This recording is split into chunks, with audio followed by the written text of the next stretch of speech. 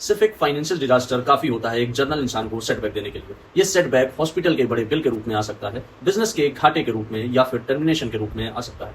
ऐसे टाइम में इंसान बिल्कुल फाइनेंशियली टूट जाता है, जिसके बाद उसके पास लोन लेने, क्रेडिट कार्ड यूज करने और अगर कहीं इन्वेस्ट किया है तो उस इन्वेस्टमेंट को बीच में डिस्टर्ब करने के सिवा कोई दूसरा रास्ता ही नहीं रहता। ऐसे फाइनेंशियल डिजास्टर से बचने के लिए हमें क्या करना है, वही इस वीडियो का पर्पस है। Hey everyone, this is Tradebits and you are watching पैसे की पाठशाला डे 6। तो दोस्तों, ये है 30 डेज 30 वीडियोस का चैलेंज, जहां हर एक दिन एक सिंपल फाइनेंस कॉन्सेप्ट आसान भाषा में समझते हैं। कल मैंने बोला था कि आज की वीडियो इस सीरीज की सबसे इंपॉर्टेंट वीडियो है, क्योंकि SIP, mutual funds, stocks, investment सब बात की बातें हैं। एक इमरजेंसी ये सब एक झटके में खत्म कर सकती है। आपको कल की वीडियो में हमने अपनी इनकम को सिर्फ 3 पार्ट्स में बांटने को कहा, 50% नीड्स, 30% वांट्स एंड 20% फ्यूचर के लिए। और उस 20% फ्यूचर वाले पार्ट्स को हमने 2 अलग अलग हिस्सों में बांटा था, एसआईपी और एक छोटा सा इमरजेंसी फंड। इमरजेंसी फंड क्यों जरूरी है और कितना होना चाहिए, इसे समझते हैं आज। इमरजेंसी फंड की जरूरत आपकी गाड़ी के एयरबैग की तरह है, जिसकी जरूरत हमें रोज नहीं पड़ती, पर जिस दिन एक्सीडेंट होता है उस दिन के लिए वो गाड़ी की सबसे जरूरी और कीमती चीज होती है। अब समझिए कि इमरजेंसी फंड इतना जरूरी क्यों है, क्योंकि इन्वेस्टमेंट की वो साइकिल जो बहुत बुरी तरह से डिजाइन है। ध्यान से सुनिए, जब इकोनॉमी खराब होती है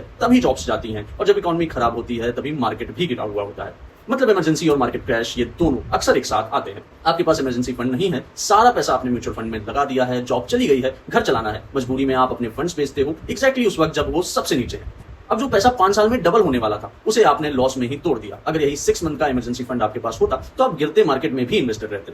इमरजेंसी फंड आपकी कंपाउंडिंग का बॉडीगार्ड है। अब एक इंपॉर्टेंट सवाल आपके मन में आता होगा कि फंड रखना कितना है, तो उसका सिंपल फॉर्मूला है महीने का टोटल खर्चा मल्टीप्लाइड बाय 6। कल के 30,000 वाले सैलरी के एग्जांपल से समझते हैं। 50-30-20 रूल के अकॉर्डिंग आपके 15,000 रुपए महीने बनते हैं डेली खर्च के। तो इमरजेंसी फंड में टारगेट हमें होना चाहिए 15,000 मल्टीप्लाइड बाय 6 यानी 90,000 रुपए। अब एक सबसे इंपॉर्टेंट सवाल कि इमरजेंसी फंड रखे कहां, तो उसका जवाब है सेविंग और एफडी में। अपने 1 महीने का खर्च सेविंग अकाउंट में इंस्टेंट एक्सेस के लिए, बाकी एफडी में जो जरूरत पे 1-2 दिन में तोड़ सकते हो। और एक बहुत इंपॉर्टेंट बात, इमरजेंसी फंड को stock, equity, mutual fund, gold या उसी अकाउंट में जहां से रोज खर्चा करते हो, ये सब में बिल्कुल नहीं रखना। और इमरजेंसी फंड एक दिन में नहीं बनता, इसमें 12 से 18 महीने लगते हैं। पहले एक छोटा टारगेट रखना है सिर्फ 10,000 का। ये मिनी एयरबैग है बिल्कुल किसी भी छोटी इमरजेंसी के लिए, जो 2-3 महीने में बन जाएगा। उसके बाद अपने टारगेट तक पहुंचने तक बिल्कुल नहीं रुकना है। ये इतना जरूरी है जिसके लिए आप चाहें तो जब तक इमरजेंसी फंड पूरा ना हो जाए तब तक आप अपनी एसआईपी भी छोटी कर सकती हैं, और फंड कंप्लीट होते ही पूरी रफ्तार से इन्वेस्टिंग शुरू कर सकते हो। और एक इंपॉर्टेंट रूल, इस फंड को यूज करने के बाद सबसे पहला काम है इसको रिफिल करना। एयरबैग खुल गया तो गाड़ी बिना नए एयरबैग के नहीं चलनी चाहिए। और ये सब बस थ्योरी नहीं है, कोविड का टाइम याद है ना, इमरजेंसी कभी भी आ सकती है। इसकी तैयारी हमें पहले से करनी चाहिए। तो दोस्तों, आज का लेसन है इमरजेंसी फंड का रिटर्न मत देखिए,